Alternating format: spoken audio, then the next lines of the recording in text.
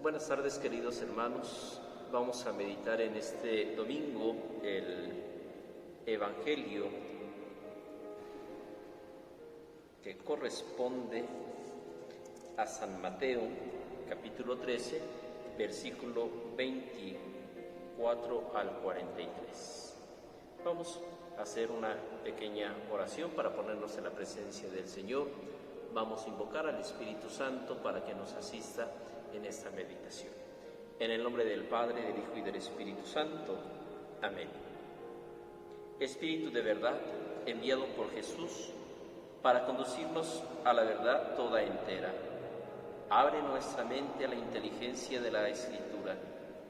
Tú, que descendiendo sobre María de Nazaret, la convertiste en tierra buena, donde el Verbo de Dios pudo germinar, purifica nuestros corazones de todo lo que se opone a la palabra de Dios. Haz que aprendamos como ella a escuchar con corazón bueno y perfecto la palabra que Dios nos envía en la vida y en la Escritura, para custodiarla y producir fruto con nuestra perseverancia. Amén. Vayamos a la lectura del texto.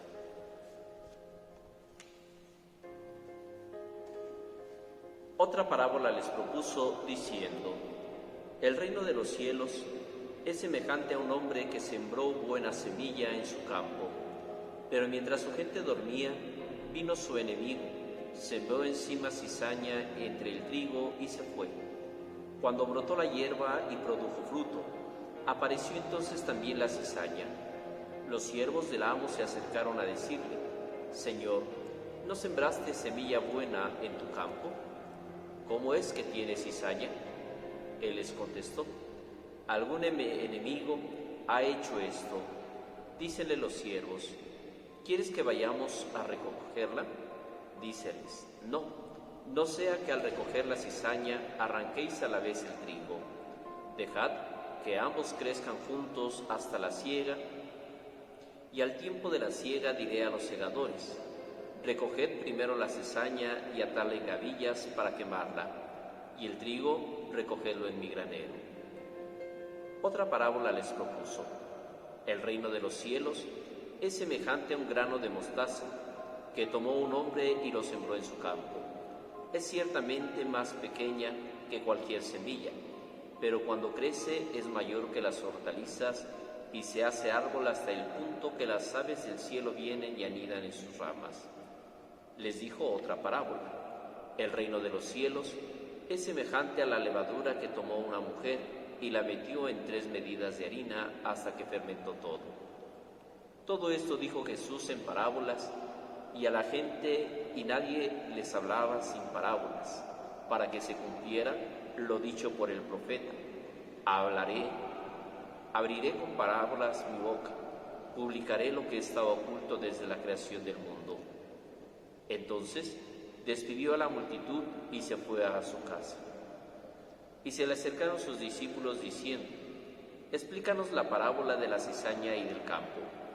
Él respondió: el que siembra la buena semilla es el Hijo del Hombre. El campo es el mundo. La buena semilla son los hijos del reino. La cizaña son los hijos del maligno. El enemigo que la sembró es el diablo. La siega es el fin del mundo y los segadores son los ángeles. De la misma manera, pues, que se recoge la cizaña y se la quema en el fuego, así será el fin del mundo.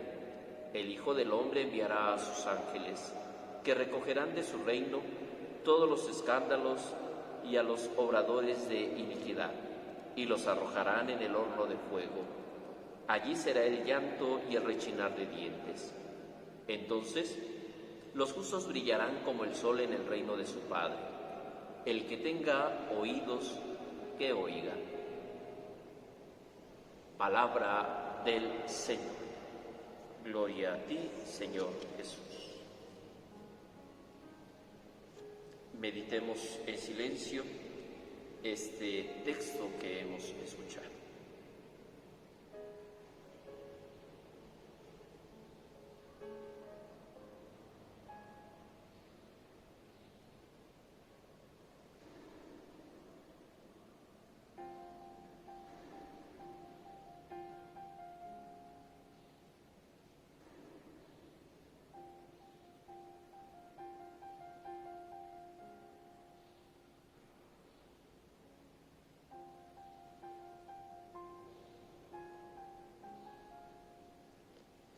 Vayamos a la división del texto. Este texto que hemos escuchado consta de 3 parábolas, un intermedio y la explicación de la primera parábola. Las 3 parábolas, la cizaña y el trigo, el grano de mostaza y la levadura, tienen estas la misma finalidad. Quieren corregir las expectativas de los contemporáneos de Jesús, que creían que el reino de Dios irrumpiría con fuerza y que eliminaría de pronto todo lo que le fuera contrario. A través de estas parábolas, Jesús quiere explicar a sus oyentes que Él no ha venido a instaurar el reino con potencia, sino para inaugurar los tiempos nuevos gradualmente, en la cotidianidad de la historia, de una forma que a veces pasa inadvertida. Sin embargo, su obra lleva consigo una fuerza inherente, un dinamismo y un poder transformante que poco a poco va cambiando la historia desde dentro, según el proyecto de Dios, si se tienen ojos para verlo, si se tienen oídos para oírlo. La segunda parte del capítulo 13, los versículos 10 al 17, entre la parábola del sembrador y su explicación, el evangelista introduce un coloquio entre Jesús y sus discípulos, en el que el maestro les explica el motivo por el cual a la muchedumbre habla solo en parábolas. También aquí, entre las parábolas y la explicación del evangelista, hace un breve comentario del cual Jesús habla en parábolas. Y finalmente, la explicación de la parábola de la cizaña y el trigo. Lo que maravilla en esta explicación es que, mientras muchos detalles de la parábola son interpretados, ni siquiera se hace una mención mínima del punto clave de la parábola, a saber, el diálogo entre el amo y sus siervos con respecto a la cizaña que ha crecido con el grano. Algunos exégetas y estudiosos deducen que la explicación de la parábola no es obra de Jesús, sino del evangelista, y cambia el sentido original de la parábola. Mientras Jesús intentaba corregir la impaciencia mesiánica de sus contemporáneos, Mateo se dirige a los cristianos tibios para exhortarles y casi amenazarlos con el juicio de Dios. Parábola y explicación forman parte, de todos modos, del texto canónico y por lo tanto las dos tienen en consideración, porque las dos contienen la palabra de Dios dirigida en nuestros tiempos a cada uno de nosotros. Es importante tener presente esta finalidad que nos presenta el evangelista y sobre todo que no perdamos nosotros de vista a quién se dirige el evangelista. Él, en su primer momento, le está hablando a los judíos conversos y de alguna manera pensamos también en que está tratando de dar este mensaje a aquellos que, habiendo ya visto, habiendo escuchado, habiendo estado en cercanía con Jesús, aún no creen del todo en Él. Esto de alguna manera nos da pauta a descubrir que tanto el hablar de un reino inminente como era la expectativa del pueblo de Israel, un reino que se venía a instaurar de golpe, no lo es así. Por eso hablamos de un tiempo y de un modo paulatino que Dios va haciendo en el tiempo de la vida misma del hombre. De esta forma, en nuestros tiempos también podemos nosotros pensar, sobre todo en esta etapa de la historia que estamos viviendo, cuando hay quienes ven este acontecimiento que hoy por hoy nos toca vivir como un castigo de Dios, como el fin de los tiempos.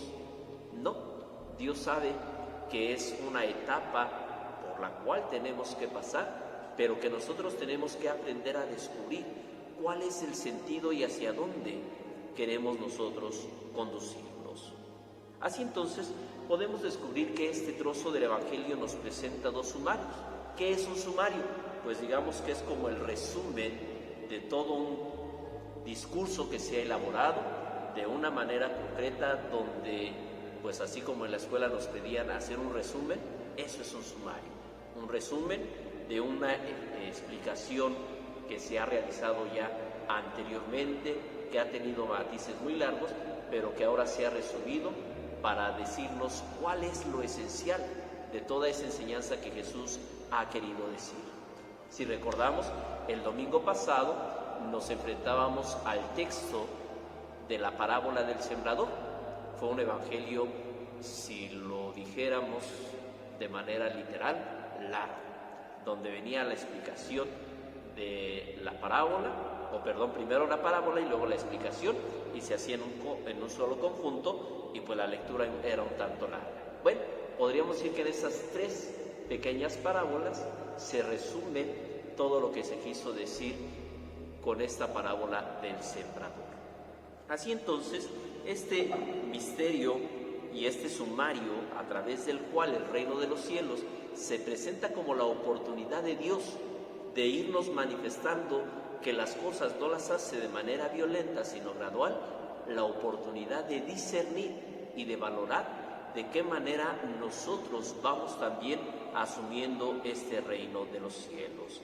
Así entonces podríamos nosotros, al leer el Evangelio o al leer la Sagrada Escritura, descubrir que hablar del reino de los cielos es algo novedoso. En el Antiguo Testamento este término como tal no aparece.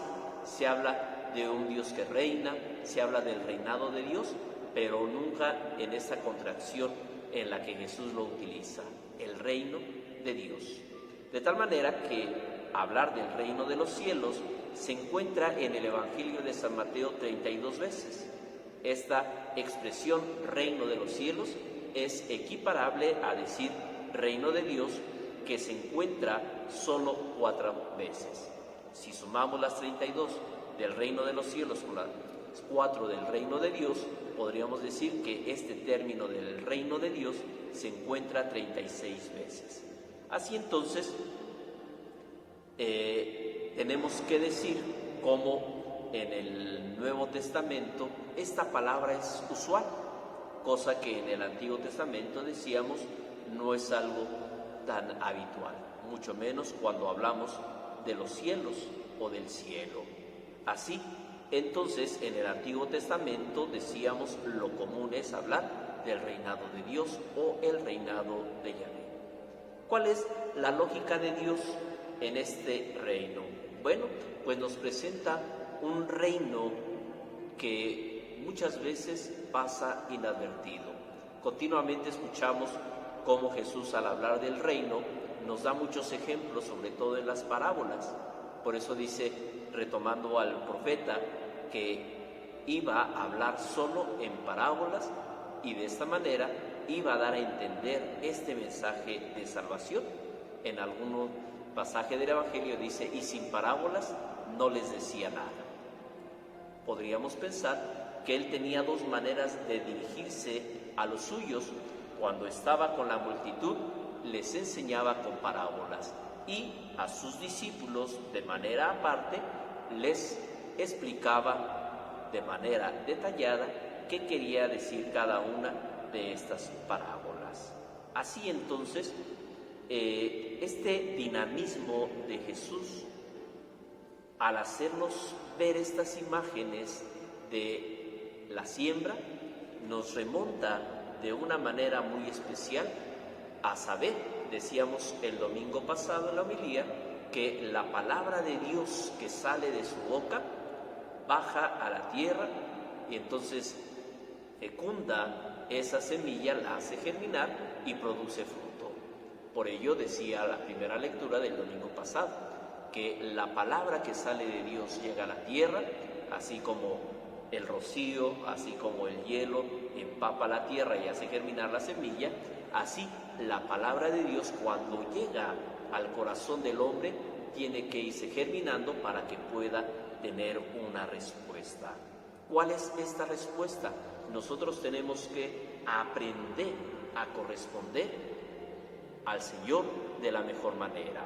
Y por ello es importante descubrir cómo la primer parábola que hemos escuchado, pues precisamente nos manifiesta dos realidades que son el bien y el mal.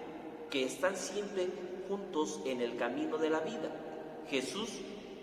Dios, al hablar en la creación decimos la afirmación continua con el Génesis, todo lo que hizo estaba bien hecho. De pronto, cuando uno va siguiendo toda la narrativa de los relatos del Génesis, desde el capítulo 1 hasta el capítulo 3, bueno, pues nos vamos a dar cuenta que hay dos relatos creacionales. Uno, donde se va explicando detalladamente qué es lo que hizo Dios cada uno de los días hasta llegar al día sexto, que descansó. Pero un segundo relato centra su atención de una manera muy especial. Primero, sí, en la creación de una manera general, detalla la creación del hombre, cómo es colocado al centro del paraíso y cómo es que de pronto aparece el demonio. Este demonio que viene a hacer caer y tropezar al hombre para alejarlo del proyecto de Dios. Asimismo, entonces, la parábola nos refiere a que Dios puede depositar en cada uno de nosotros cosas y sentimientos buenos. Sin embargo, también en su momento empezarán a surgir en nosotros sentimientos y acciones malas. ¿De qué depende? ¿De que Dios nos hizo malos? ¿De qué depende? ¿De que nuestros padres fueron malos y no nos dieron una buena educación? ¿De qué depende? ¿De que fui a una muy buena escuela y tuve muy buenos maestros? ¿O fui a la peor de las escuelas y tuve maestros pésimos y yo me fui formando? No, la vida y el camino de la vida del hombre está siempre marcado, podríamos decirlo de manera paralela, el bien y el mal. De hecho, el libro del Eclesiástico así lo dice: mira que pongo de ti el camino del bien que lleva a la vida y el camino del mal que conduce a la muerte. Así entonces, la elección entre el bien y el mal depende no de Dios, sino depende de la acción y de la vida de cada uno de nosotros. Por ello, esta narración, este discurso, siempre va a tener, podríamos decir, dos protagonistas opuestos: el bien, el mal, Dios y el maligno. Y entonces, ¿qué sucede? Que nosotros estamos en la parte del centro. Yo con mis acciones, yo con mi manera de conducirme, yo con mis pensamientos, voy optando cada día por el bien o por el mal. No hay términos medios. Por ello el Señor lo expresará, que tiene que haber una definición en el modo como nosotros vamos caminando. O estamos con Jesús o estamos en su contra, como le dirá a sus apóstoles. O bien lo dirá el libro del Apocalipsis: o eres frío o eres caliente. Tibio no se puede. Así entonces, el hombre no puede caminar en la vida de fe a medias. ¿Por qué? Porque sería una mediocridad. Y entonces no definiría lo que es su vida respecto del camino hacia el encuentro con Dios. Aquí entonces está representado el trigo y la cizaña. Nosotros, ¿qué queremos ser? Trigo, semilla que una vez que se recoge se puede triturar y que en este caso podríamos decir se hace alimento, y en el sentido de la Eucaristía se hace Cristo mismo para ser nuestro alimento. O somos cizaña que simplemente estamos atentos a ver quién cae, quién tropieza, o para ser signo de contradicción para los demás. ¿Qué quiere decir esto? Que muchas veces nosotros somos los que vamos sembrando la cizaña en los demás. Eso entonces nos corrompe y nos aleja del camino de Dios. Tenemos que aprender a tomar una decisión y a definir cuál es el camino. La misma Escritura dirá: ya todo se ha definido, pero ahora falta mi respuesta. Y eso es precisamente el camino de la fe. Yo, ¿de qué manera quiero responderle al Señor? ¿Por qué? Porque hay muchos que se pueden preocupar de cómo voy llevando mi vida, de qué decisiones voy tomando, de cómo lo voy asumiendo. Pero al final, lo que está en juego no es lo que los demás dicen, sino lo que yo voy decidiendo. Mi respuesta de una manera personal y efectiva hacia Dios. Cuando le dicen entonces, en la misma narrativa, Señor, ¿quieres que vayamos a arrancar la cizaña? Dice el Señor, no, déjenla, porque es necesario que crezcan juntos, no sea que al querer sacar la cizaña, arranquen también el trigo. ¿Cuántas veces no hemos tenido la tentación en la vida de comunidad, en la familia, de hacer de lado a los demás? ¿Por qué? Porque pensamos que es algo malo, que es alguien que está corrompiendo. Sin embargo, mi respuesta hacia Dios en el camino de la salvación no depende nunca de los demás.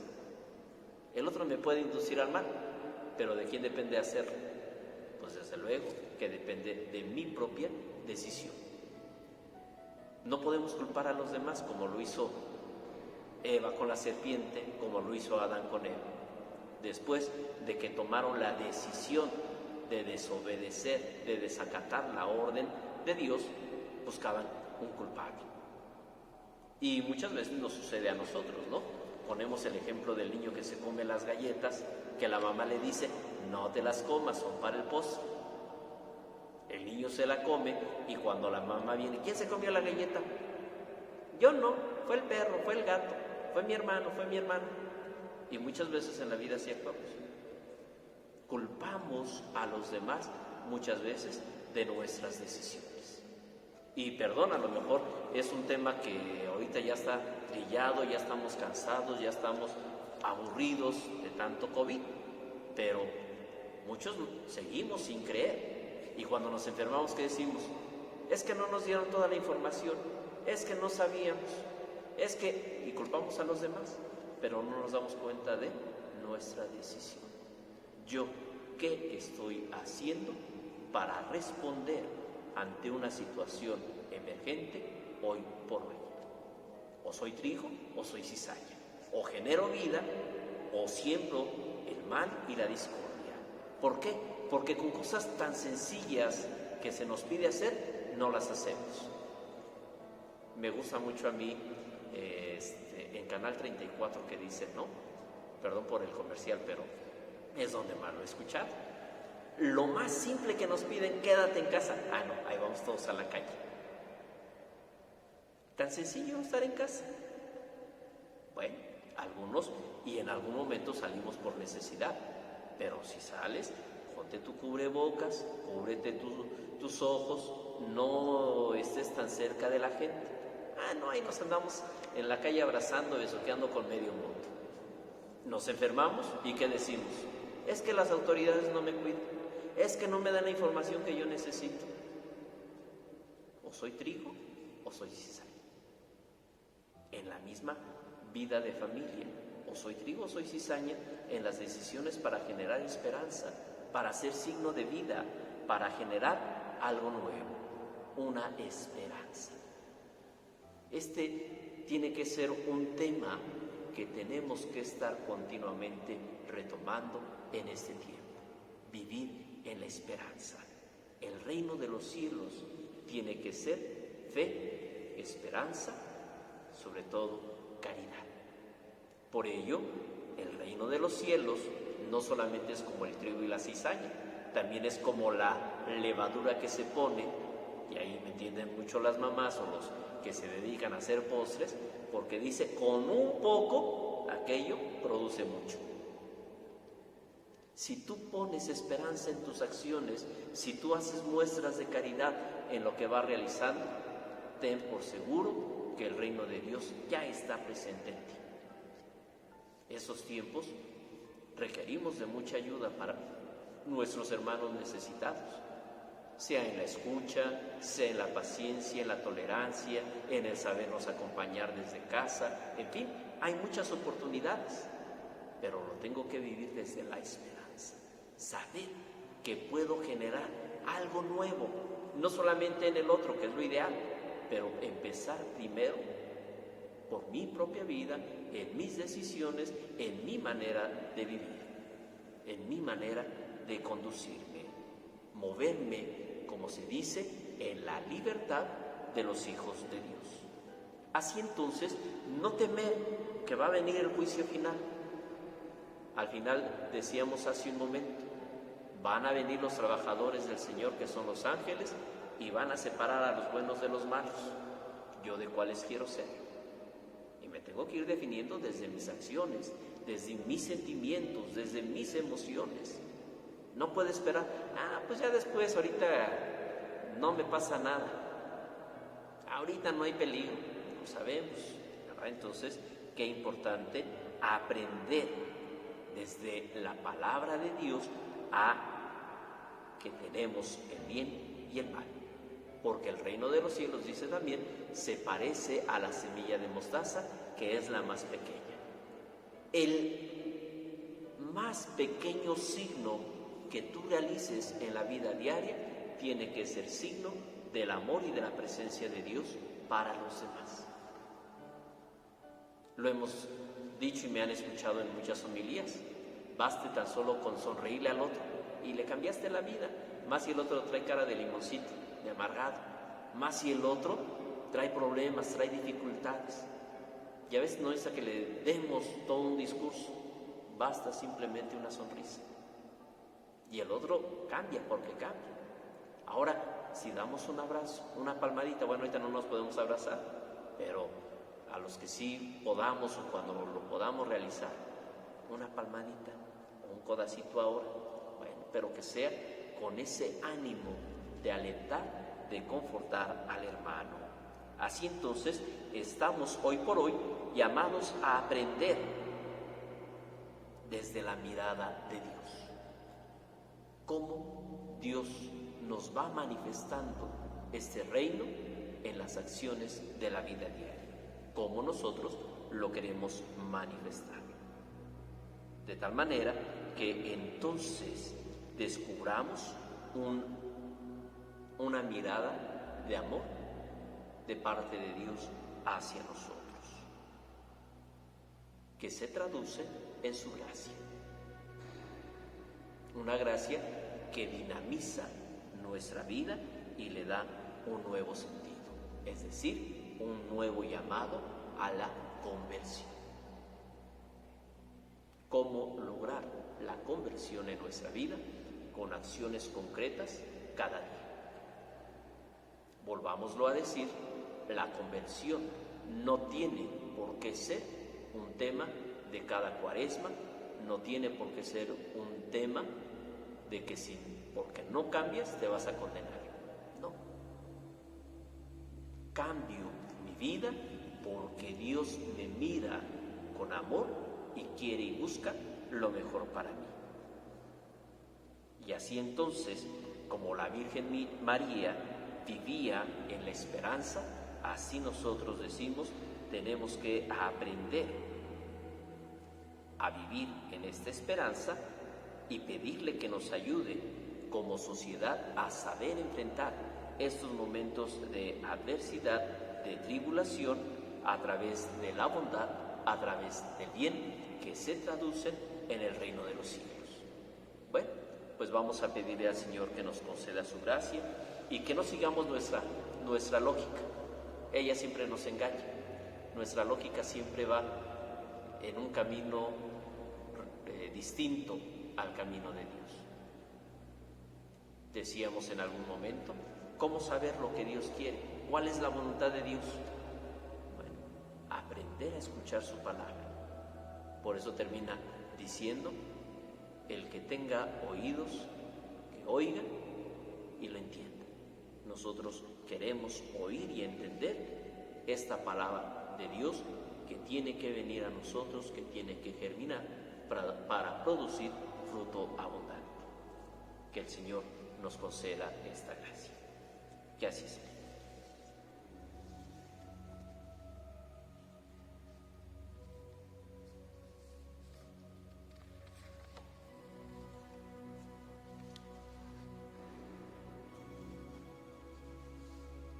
Vamos, les doy unas palabras,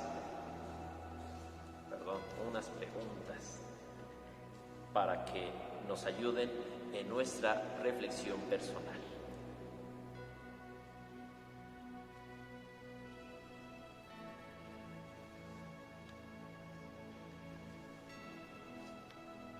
Primero, de frente al mal que vemos en el mundo, en nosotros mismos, ¿cuál es nuestra reacción? ¿La de los siervos o la del amo? ¿Somos pacientes o intolerantes? ¿Somos de los que vemos con paciencia, de los que analizamos y discernimos, o somos arrebatados y quisiéramos acabar con todo y con todos?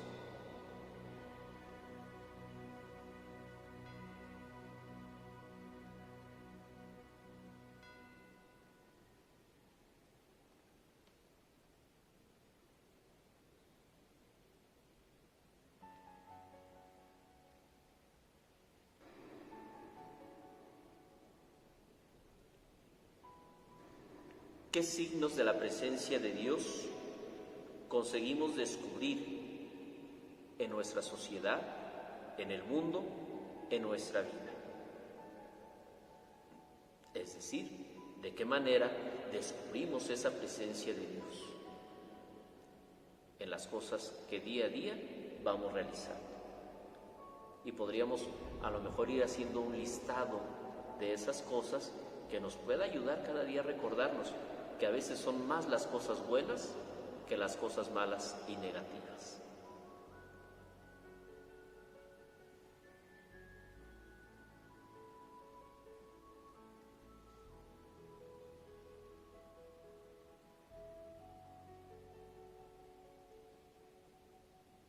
Y por último, ¿cuál es la imagen que surge en mí a partir de estas parábolas sobre Dios? ¿Cómo lo veo yo a Dios?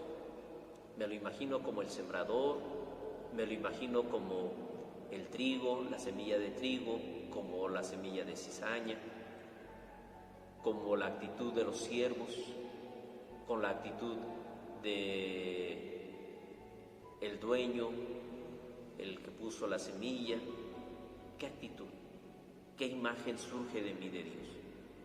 Podríamos mencionar algunas imágenes a veces distorsionadas que tenemos de Dios, porque a veces esto nos puede ayudar a valorar y redescubrir. Lo vemos a Él como un policía que está atrás de nosotros, lo vemos como un verdugo que nada más está viendo a ver qué mal hacemos las cosas para castigarnos, lo vemos como aquel rey malo que a todo mundo quiere castigar y meter a la cárcel. ¿Qué imagen brota de mí a partir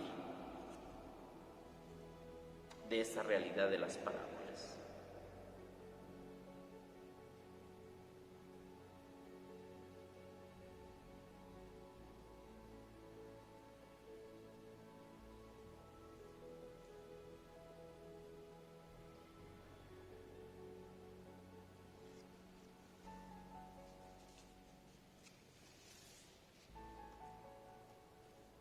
¿Qué puedo yo hacer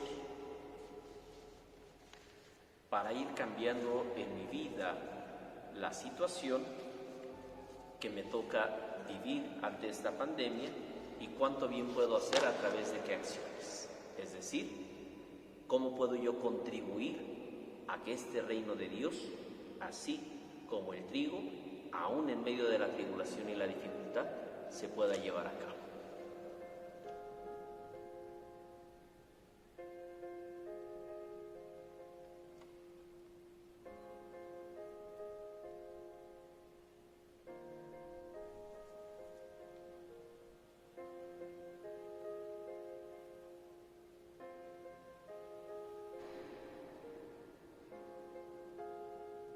Y por último les invito a que hagamos un propósito. Pongámonos una actividad sencilla, simple, pero que de alguna manera nos conforte y nos ayude a poder ser como esa semilla de trigo que ha germinado y que genera vida. ¿Cómo puedo yo entonces generar vida? Pensemos en una acción, la más sencilla a lo mejor que tú puedas tener presente en este momento. Pongo un ejemplo. A lo mejor a mí me cuesta mucho el poner atención a lo que los demás me dicen. A lo mejor puedo yo generar mucha vida dedicando un poquito más a la escucha, al estar atento. Y lo puedo practicar durante toda esta semana. Eso por poner un ejemplo, y a cada uno puede buscar qué más le cuesta y qué signo bueno puede realizar o qué acción buena puede hacer para generar vida.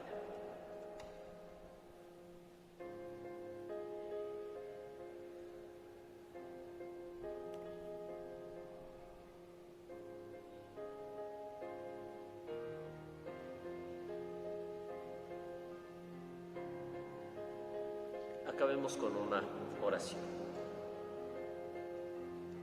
Tú tienes piedad de nosotros, porque todo lo puedes, y disimulas los pecados de los hombres para traerlos a la penitencia, pues amas todo cuanto existe y nada aborreces de lo que has hecho. Pues si tú hubieras odiado alguna cosa, no la habrías formado. ¿Y cómo podría subsistir nada si tú no quisieras? ¿O cómo podría conservarse sin ti? Pero a todos perdonas porque son tuyos, Señor, amador de las almas, porque en todas las cosas está tu Espíritu incorruptible, y por eso corriges poco a poco a los que caen y a los que pecan los amonestas, despertando la memoria de su pecado, para que apartándose de la maldad crean, Señor, en ti. Siendo justo, todo lo dispones con justicia. No condenas al que no merece ser castigado, pues lo tienes por indigno de tu poder, porque tu poder es el principio de la justicia, y tu poder soberano te autoriza para perdonar a todos. Solo si no eres creído perfecto en el poder, haces alarde de tu fuerza, confundes la audacia de los que dudan de ella, pero tú, Señor de la fuerza, juzgas con benignidad y con mucha indulgencia nos gobiernas, pues cuando quieres, tienes el poder en las manos.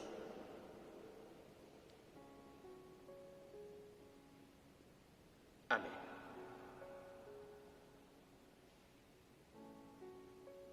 En el nombre del Padre, del Hijo y del Espíritu Santo.